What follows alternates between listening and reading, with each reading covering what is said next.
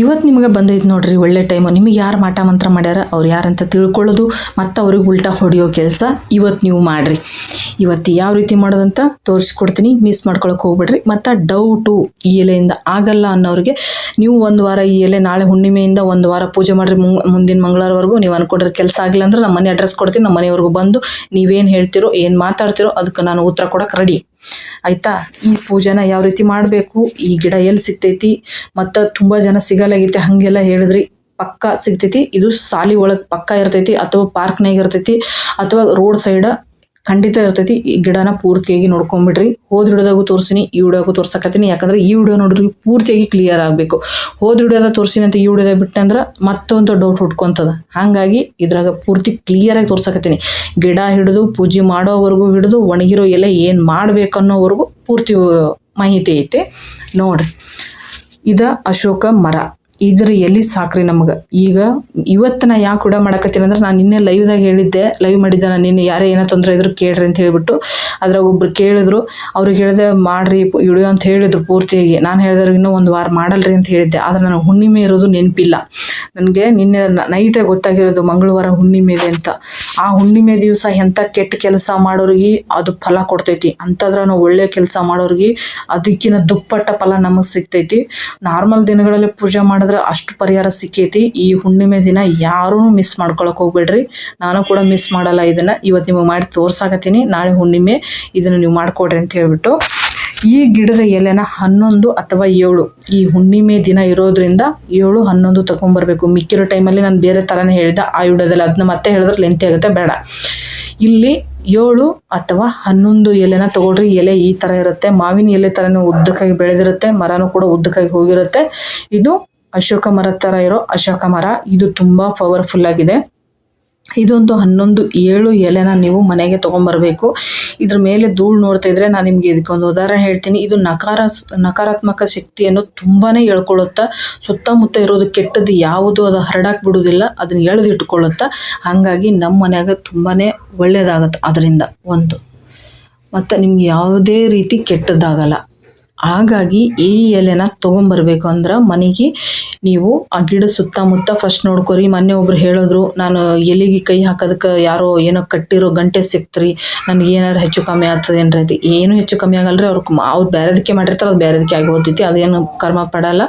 ನೀವೇನಾದ್ರೂ ಆ ಗಿಡ ಕಟ್ಟಿದ್ರಲ್ಲ, ಆ ಗಿಡ ಬಿಟ್ಟು ಬೇರೆ ಗಿಡದಿಂದ ಎಲೆನ ಎತ್ಕೊಂಬರ್ರಿ.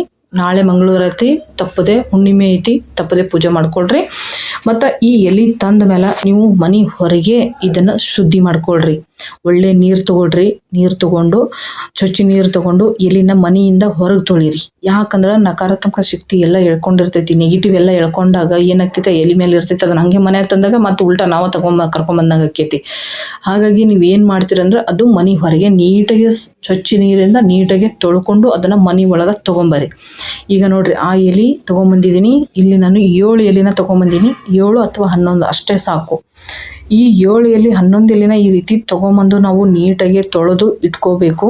ಇದನ್ನು ಯಾವುದಕ್ಕೆಲ್ಲ ಬರ್ತದಂತ ನಾನು ನಿಮ್ಗೆ ಹೇಳ್ತೀನಿ. ಮಕ್ಕಳು ವಿದ್ಯಾಭ್ಯಾಸ ಏನಾರು ಓದ್ತಾ ಇಲ್ಲ, ದಡ್ಡತನ ಆಗಿಬಿಟ್ರ ಅಂತ ಹೇಳಿಬಿಟ್ರೆ ಅದಕ್ಕೆ ಬರ್ತೈತಿ. ಮತ್ತು ಮಗ ಕೆಲ್ಸಕ್ಕೆ ಹೋಗ್ತಾ ಇಲ್ಲ, ಓದಿ ಮನೆಯಾಗೆ ಕುತ್ಕೊಂಡನಂದ್ರೆ ಅದಕ್ಕೆ ಬರ್ತೈತಿ. ಮಗನಿಗೆ ನೌಕರಿ ಸಿಗಲಾಗ್ಯದ ಅಂದ್ರೆ ಅದಕ್ಕೆ ಬರ್ತೈತಿ. ಮಗ ಏನೋ ಒಂಥರ ವಿಚಿತ್ರವಾಗಿ ಆಗಿಬಿಟ್ಟಾನಂದ್ರೆ ಅದಕ್ಕೆ ಬರ್ತೈತಿ. ಮಗ ಬೇರೆದವ್ರ ಕಷ್ಟಕ್ಕೆ ಹೋಗಿ ಸಿಲ್ಕೊಂಡನಂದ್ರೆ ಅದಕ್ಕೆ ಬರ್ತೈತಿ. ಅಥವಾ ನಿಮ್ಮ ಮನೆ ಮೇಲೆ ಅಥವಾ ನಿಮ್ಮ ಮನೆಯವ್ರ ಮೇಲೆ ಯಾರ ಮೇಲೆ ಮಾಟ ಮಂತ್ರ ಮಾಡ್ಯಾರ ಅಂದ್ರೆ ಅದಕ್ಕೆ ಬರ್ತೈತಿ. ಮತ್ತು ನಿಮ್ಮ ಕೈಯಾಗ ದುಡ್ಡು ನಿಲ್ಲಲಾಗ್ಯಾವ ಅಂತ ಹೇಳಿದ್ರೆ ಅದ್ರ ಹೆಸರಲ್ಲಿ ಪೂಜೆ ಮಾಡಿದ್ರು ಕೂಡ ಅದು ಬರ್ತೈತಿ. ಪ್ರತಿ ಒಂದಕ್ಕೂ ಒಂದಂತಲ್ಲ, ಇಂಚಿಂಚಕ್ಕಷ್ಟಕ್ಕೂ ಇದು ನಮಗೆ ಪರಿಹಾರ ಐತ್ರಿ. ಇದ್ರಾಗ ಏನು ನಿಮ್ಗೆ ಬೇರೆ ಎಲ್ಲ ವಿಷಯಗಳಲ್ಲಿ ಒಂದೊಂದು ವಸ್ತು ಪೂಜೆ ಮಾಡಿದ್ರೇ ಒಂದೊಂದು ಫಲ ಸಿಗ್ತದಂತ ಐತಿ. ಆದರೆ ಈ ಎಲೆ ಒಳಗೆ ಎಲ್ಲದಕ್ಕೂ ಇದ್ರಾಗ ಪರಿಹಾರ ಐತಿ. ಇಡೀ ನಿಮ್ಮ ಕುಟುಂಬನೇ ಕಾಪಾಡೋ ಶಕ್ತಿ ಈ ಎಲೆ ಒಳಗೈತಿ, ನೀವು ತಿಳ್ಕೊಳ್ರಿ. ಇಲ್ಲಿ ದಾರಾನ ತೊಗೊಂಡಿನಿ, ಅರಿಶಿನ ಕುಂಕುಮ ತೊಗೊಂಡಿನಿ, ಎಲೆನ ತೊಗೊಂಡಿದ್ದೀನಲ್ಲ 7 ಎಲೆ ಎಣಿಸಿ 11 ಎಲೆ ಎಣಿಸಿ ನೀವು ಮನೆಗೆ ತೊಗೊಂಬರಿ. ಎಲೆ ಹರಿದಿರಬಾರ್ದು, ಮೊದಲೇ ಹೇಳ್ತೀನಿ. ಎಲೆ ಹರಿದಿರಬಾರ್ದು, ಎಲೆ ಮುಕ್ಕಾಗಿರಬಾರ್ದು. ಒಳ್ಳೆ ಚಲೋ ಎಲೆನ ತೊಗೊಂಬರ್ರಿ. ಈ ರೀತಿನ ಎಲೆ ಇಟ್ಕೊಂಡು ಇದಕ್ಕೆ ನಾವು ಪೂಜೆ ಮಾಡ್ಕೋಬೇಕಾಕೈತಿ. ಫಸ್ಟೇ ಇದು ತಾಟ್ನಾಗ ಇಟ್ಕೊಳ್ರಿ. ಇಟ್ಕೊಂಡ್ಬಿಟ್ಟು ಇದಕ್ಕೆ ಅರಿಶಿನ ಕುಂಕುಮನ ನೀವು ಇಟ್ಕೊಳ್ರಿ. ಅರಿಶಿನ ಕುಂಕುಮ ಇಟ್ಕೊಂಡು ಇದಕ್ಕೆ ಊದಿನ ಕಡ್ಡಿನ ಬೆಳ್ಕೊಳ್ರಿ. ಮುಂದೆ ಪೂಜೆ ಮಾಡೋದು ಹೇಳ್ತೀನಿ. ಅದಕ್ಕಿಂತ ಮೊದಲು ಇನ್ನೊಂದು ಸಮಸ್ಯೆ ಇತ್ತು, ಅದೊಂದು ಹೇಳ್ಬಿಡ್ತೀನಿ. ಯಾರಿಗೂ ಡೌಟು ಎಲ್ಲಿಂದ ಏನು ಕೆಲಸ ಆಗಲ್ಲ ಅಂತ ಹೇಳಿದ್ರು ಮೊದಲೇ ಹೇಳಿದ್ನಲ್ಲ, ಮಾಡಿ ನೋಡ್ರಿ. ಆಗಿಲ್ಲ ಅಂತಂದ್ರೆ ಖಂಡಿತ ನನ್ನ ಅಡ್ರೆಸ್ ಕೊಡ್ತೀನಿ, ಬಂದು ನನಗೆ ಕೇಳ್ರಿ ನೀವು, ಆಯಿತಾ. ಇನ್ನೊಬ್ಬರು ಅಮ್ಮ ಫೋನ್ ಮೆಸೇಜಲ್ಲಿ ತುಂಬ ಕಮೆಂಟ್ ಹಾಕಿದ್ರು, ಅಮ್ಮ ನನಗೆ ಗೊತ್ತಿಲ್ಲವ ನಿನ್ನ ಚಾನಲಲ್ಲಿ ಹೆಂಗೆ ಚೆಕ್ ಮಾಡಬೇಕು ಏನು ಅಂತೇಳಿ. ಅಮ್ಮ ನೀವು ಏನಾದರೂ ವಿಡಿಯೋ ನೋಡಕತ್ತಿದ್ರೆ ಖಂಡಿತ ನಾಳೆ ಹುಣಿವೆ ಐತಿ, 85 ವರ್ಷ ಆಗ್ಯದ ಅಂತ ಹೇಳಿದ್ರು ಅವರು. ಅಮ್ಮ ಈ ಯಾರ ಮಕ್ಳ ಕೈಲಾರಿ ಈ ಎಲ್ಲಿನ ತರಿಸ್ಕೊಂಡು ನಾಳೆ ಹುಣ್ಣಿಮೆ ಐತಿ, ನಿಮ್ಮ ಮಗನ ಹೆಸರಲ್ಲಿ ಇದನ್ನು ಪೂಜೆ ಮಾಡಿರಿ, ಖಂಡಿತ ಅವ್ರಿಗೆ ಒಳ್ಳೇದಾಗತ್ತೆ. ಅವ್ರು ಏನೇನೋ ಮಾಡಕತ್ತಾರ, ಮತ್ತು ಕೆಲಸ ಸಿಗಲಾಗ್ಯದ, ಓದಿ ಮನ್ಯಾಗ ಕೂತಾನ ಅಂತ ಹೇಳಿದ್ರಿ. ಖಂಡಿತ ಅದರಿಂದ ಇದು ತುಂಬಾ ಉಪಯೋಗ ಆಗುತ್ತೆ. ನಿಮ್ಮ ಶಕ್ತಿ ಎಷ್ಟಿರುತ್ತೋ ಅಷ್ಟು ಮಾಡಿರಿ, ನಿಮ್ಮ ಭಕ್ತಿಯಿಂದ ಮಾಡಿರಿ. ಇದಕ್ಕಿಷ್ಟೇ ಅದಕ್ಕೆ ನೈವೇದ್ಯ ಮಾಡಬೇಕು, ಪ್ರಸಾದ ಇಡಬೇಕು, ಇನ್ನೊಂದು ಮಾಡಬೇಕು, ಮತ್ತೊಂದು ಮಾಡಬೇಕು, ಏನೂ ಇಲ್ಲ. ಊದಿನ ಕಡ್ಡಿ, ದೀಪ, ಕುಂಕುಮ, ಅರ್ಶಿನ ಅಷ್ಟೇ ಇದಕ್ಕೆ ಬೇಕಾಗಿರೋದಮ್ಮ. ನೀವು ಆ ರೀತಿ ಮಾಡ್ಕೊಳ್ರಿ. ಯಾಕೆ ನಾನು ಅವ್ರಿಗೆ ಸ್ಪೆಷಲಾಗಿ ಹೇಳ್ತಾ ಇದ್ದೀನಿ ಅಂದರೆ 85 ವರ್ಷ ಅಂದರೆ ಸುಮ್ಮನೆ ಇಲ್ಲ. ಅವ್ರು ಕಣ್ಣೀರು ಹಾಕ್ಕೊಂಡು ನನಗೆ ಹೇಳಿದರು, ಮಗ ಓದಿ ಮನೇಲಿ ಕೂತ್ಕೊಂಡದಾನೆ, ಏನೋ ಆ ಕೆಲಸಕ್ಕೆ ಹೋಗೋವಲ್ಲ, ಸಿಗೋವಲ್ದು, ಯಾವುದೂ ಸಟ್ ಆಗೋವಲ್ದು ಕೆಲಸ ಅಂತ ಹೇಳ್ಬಿಟ್ಟು. ಹಾಗಾಗಿ ಹೇಳ್ತಾ ಇದ್ದೀನಿ, ಪ್ರತಿಯೊಬ್ಬರಿಗೆ ಓದೋ ಮಕ್ಕಳಿಂದ ಮನೆಯೊಬ್ರು ಕೇಳಿದ್ರು ಓದ್ತಾ ಇಲ್ಲ, ಯಾವ ದೃಷ್ಟಿ ತೆಗಿಬೇಕು ಅಂತ. ನಿಮ್ಮ ದೃಷ್ಟಿ ತೆಗಿಯೋಕ್ಕಾಗಲ್ಲ, ಕೆಲವೊಬ್ಬರಿಗೆ ಸುಡೋಕ್ಕಾಗಲ್ಲ ಅನ್ನೋರು ಅವ್ರ ಹೆಸರಲ್ಲಿ ಈ ಪೂಜೆನ ಮಾಡಿರಿ. ಖಂಡಿತ ವಿದ್ಯಾಭ್ಯಾಸದಲ್ಲಿ ಕೂಡ ಒಳ್ಳೇದಾಗುತ್ತೆ. ಈಗ ಮಕ್ಕಳಿಗೆ ಎಕ್ಸಾಮ್ ಐತಿ, ನೆನಪಿಟ್ಕೊಂಡು ಎಕ್ಸಾಮ್ನ ಯಾವ ರೀತಿ ಆಗಬೇಕು ಅಂತ ನಿಮ್ಮ ಮನಸ್ಸಲ್ಲಿ ನೀವೇ ಕೇಳಿಕೊಂಡು ಮಕ್ಕಳ ಹೆಸರಲ್ಲಿ ಪೂಜೆ ಮಾಡಿರಿ.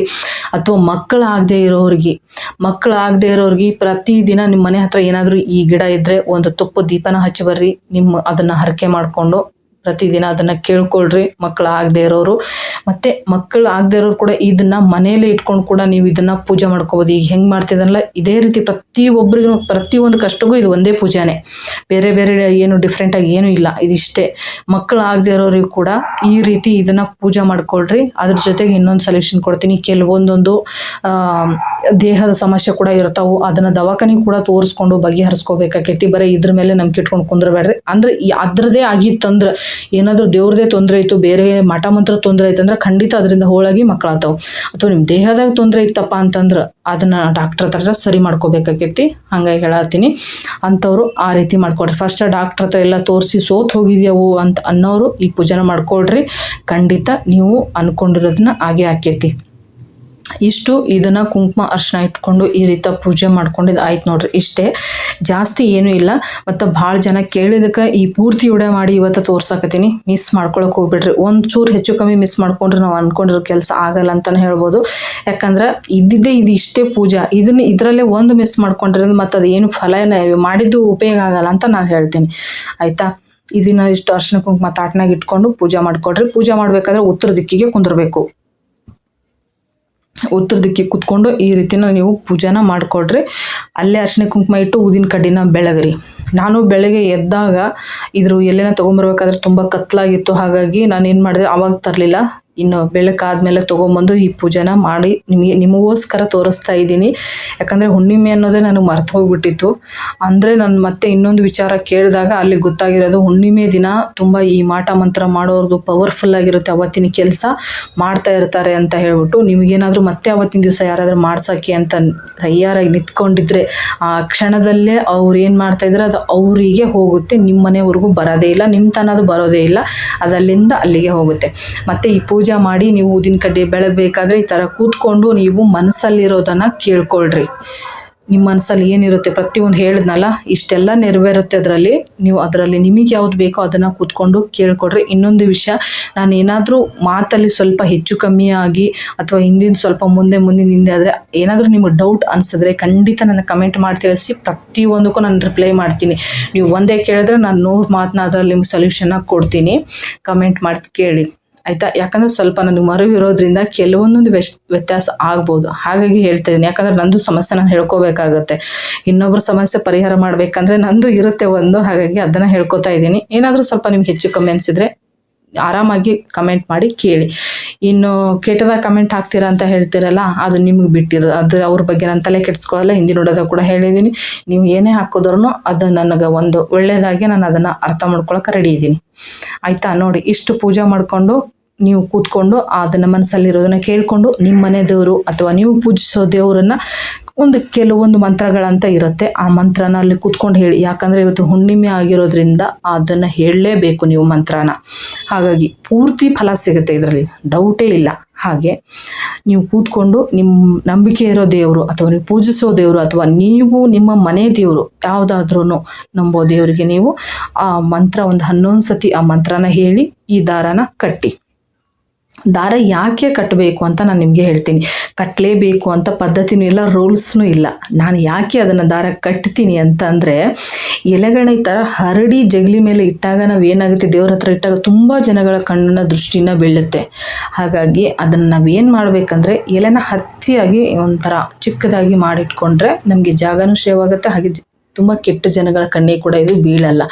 ಯಾಕಂದರೆ ಈ ಕೆಟ್ಟ ಜನಗಳ ಕಣ್ಣಿಗೆ ಬಿದ್ದಾಗ ಏನಾಗುತ್ತೆ, ಮತ್ತೆ ಇನ್ನೊಂಥರ ಅವ್ರದ್ದು ಸ್ಟಾರ್ಟ್ ಆಗುತ್ತೆ ಕೆಲಸ.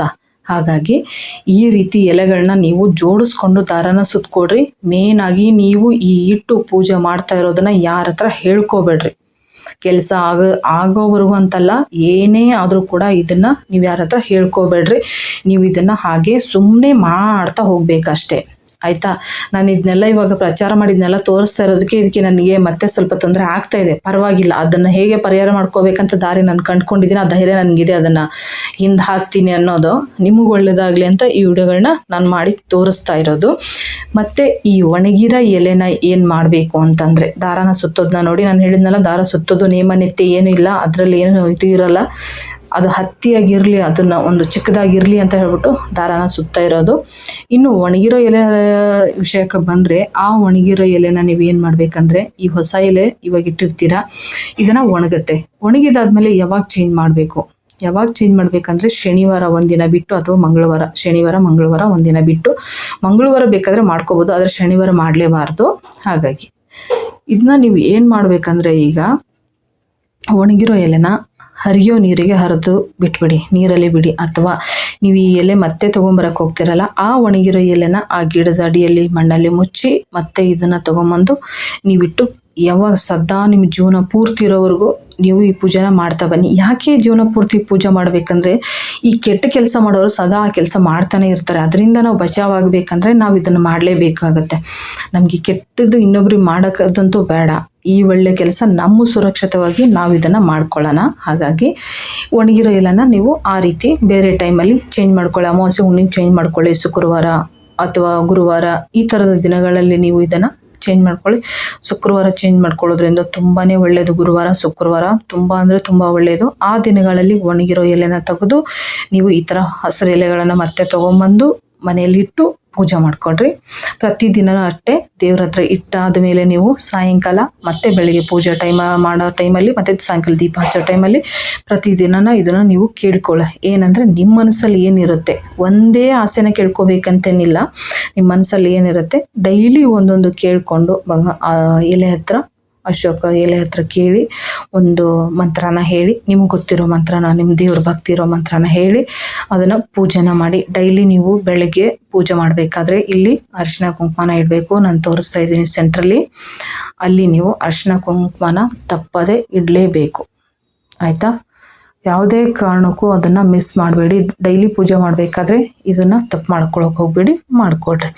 ಆಮೇಲೆ ನೋಡಿ, ನಾನು ಈ ಎಲೆನ ಇಟ್ಟಿದ್ದೀನಲ್ಲ, ನಾನು ಕೂಡ ಇದು ಹುಣ್ಣಿಮೆ ದಿವಸನೇ ಚೇಂಜ್ ಮಾಡ್ತೀನಿ. ಅಲ್ಲಿವರೆಗೂ ಹಾಗೆ ಇಟ್ಟಿರ್ತೀನಿ. ಹೀಗೆ ಎಲ್ಲ ಹೇಳಿ ನಾನು ಒಂಥರ ಹಂಗಾಗ್ಬಿಡುತ್ತೆ. ಏನು ಮಾಡೋದು, ಇವಾಗ ನಿಮಗೆಲ್ಲ ವಿವರ ಕೊಡಬೇಕಂದ್ರೆ ನಾನು ಎಲ್ಲವೂ ಹೇಳಬೇಕಾಗತ್ತೆ. ಹಾಗೆ ನನಗೇನು ಬರುತ್ತೋ ಬರಲಿಕ್ಕೆ ಕಷ್ಟ ನನಗೆ. ಯಾಕಂದರೆ ಇವಾಗ ನನ್ನ ಧೈರ್ಯ ಇದೆ, ನಾನು ಯಾವ್ದು ಬೇಕಾದರೂ ಬಂದರೂ ನಾನು ಅದನ್ನು ಹೆದರ್ಸ್ಕೊಳ್ಳೋ ಅಷ್ಟು ತಾಕತ್ತು ನನಗಿದೆ. ಹಾಗಾಗಿ ಯಾವುದೋ ಭಯ ಇಲ್ಲ ನನಗೀಗ. ಅದನ್ನು ನಾನು ನಾಳೆ ಹುಣ್ಣಿಮೆ ದಿವಸ ಎಲ್ಲವೂ ಚೇಂಜ್ ಮಾಡ್ಕೋತೀನಿ. ನೀವು ಕೂಡ ಈ ರೀತಿ ಪೂಜೆನ ಮಾಡಿಕೊಂಡು ನಿಮ್ಮ ಏನು ಕಷ್ಟಗಳಿದೆ ಎಲ್ಲವೂ ಪರಿಹಾರ ಮಾಡಿಕೊಡ್ರಿ. ಈ ಪೂಜೆ ಟೈಮು ಬ್ರಾಹ್ಮಿ ಮುಹೂರ್ತ 4 ಗಂಟೆಯಿಂದ 5:30 ಮತ್ತು ಸಾಯಂಕಾಲ 6 ಗಂಟೆಯಿಂದ 7 ಗಂಟೆವರೆಗೂ ಆರಾಮಾಗಿ ಈ ಪೂಜೆನ ನೀವು ಮಾಡ್ಕೋಬೋದು. ಯಾವುದನ್ನು ತೊಂದರೆ ಇಲ್ಲ. ಮಧ್ಯಾಹ್ನ ಟೈಮಲ್ಲಿ ಮಾಡೋಕ್ಕೆ ಹೋಗಬೇಡಿ. ನಿಮ್ಮ ರಾಜಯೋಗ ಚೇಂಜ್ ಆಗಿಲ್ಲ ಅಂದರೆ ಹೇಳ್ತೀನಲ್ಲ, ಬಂದುಬಿಟ್ಟು ನನ್ನನ್ನು ಕಮೆಂಟ್ ಹಾಕಿ ಹೇಳಿ, ಅಥವಾ ನಮ್ಮ ಮನೆ ಹತ್ರ ಬಂದುಬೇಕಾದ್ರೆ ನೀವು ಕೇಳ್ಕೊಬೋದು. ಏನೂ ಅಡ್ಡಿ ಇಲ್ಲ, ಏನೂ ತೊಂದರೆ ಇಲ್ಲ. ಈ ಪೂಜೆ ವಿಧಾನ ನಿಮ್ಗೆ ಅರ್ಥ ಆಗಿದೆ ಅನ್ಕೋತೀನಿ. ಮತ್ತೊಮ್ಮೆ ಹೇಳ್ತಾ ಇದ್ದೀನಿ, ನಿಮಗೆ ಡೌಟ್ ಇದ್ದರೆ ಖಂಡಿತ ಕಮೆಂಟ್ ಮಾಡಿ ತಿಳಿಸಿ. ಈ ವಿಡಿಯೋ ಇಷ್ಟ ಆದರೆ ಲೈಕ್ ಮಾಡಿ. ಮತ್ತು ನಿಮಗೆ ತುಂಬ ಕ್ಲೋಸ್ ಫ್ರೆಂಡ್ಸ್ ಇದ್ದಾರೆ ಅಂದರೆ, ನೀವು ಎಷ್ಟೇ ಕ್ಲೋಸ್ ಆಗಿರಲಿ, ಎಷ್ಟೇ ನಿಮ್ಮ ಸಂಬಂಧಿಕರಾಗಿರಲಿ, ನಿಮಗೆ ಯಾರೇ ಆಗಿರಲಿ, ನೀವು ಅವ್ರ ಹತ್ರ ಹೇಳಬೇಡಿ ಪೂಜೆ ಮಾಡಿದ್ದೀನಿ ಅಂತ. ಯಾರೋ ಹೇಳಿದ್ರು ಈ ಪೂಜೆ ಮಾಡಿದ್ರೆ ಚೆನ್ನಾಗಿರುತ್ತೆ ಅಂತ, ನಿನ್ನ ಜೀವನದಲ್ಲಿ ಸ್ವಲ್ಪ ಕಷ್ಟ ಇದೆಯಲ್ಲ, ನೀನು ಮಾಡು ನೋಡೋಣ ಅಂತ ಹೇಳಿ. ನೀನು ಮಾಡಿದೆ ಅಂತ ಕೇಳಿದ್ರೆ ಇಲ್ಲ ನಾನು ಮಾಡಬೇಕು ಅಂತ ಹೇಳಿ, ಮಾಡಿದ್ರು ಕೂಡ ಮಾಡಬೇಕು, ನಾನು ಇನ್ನೂ ಮಾಡಿಲ್ಲ ಅಂತ ಹೇಳಿ. ಯಾಕಂದರೆ ಇದು ವಿಶೇಷ ಹಾಗೆ ಇರೋದು, ಯಾರ ಹತ್ರ ಹೇಳ್ಕೊಬಾರ್ದು. ನಾನು ಅದು ಈ ಪೂಜೆ ಎಲ್ಲ ಮಾಡಿದ ಮೇಲೆ ಎಲ್ಲ ಕೇಳಿದ ಮೇಲೆ ಎಲ್ಲ ಹೇಳಲೇಬೇಕಾಗತ್ತೆ. ಹಂಗೆ ಹೇಳಿ ಅದ್ರ ಸ್ವಲ್ಪ ಶಕ್ತಿ ಕಮ್ಮಿ ಆಗಿದೆ ಈಗ ನನಗೆ.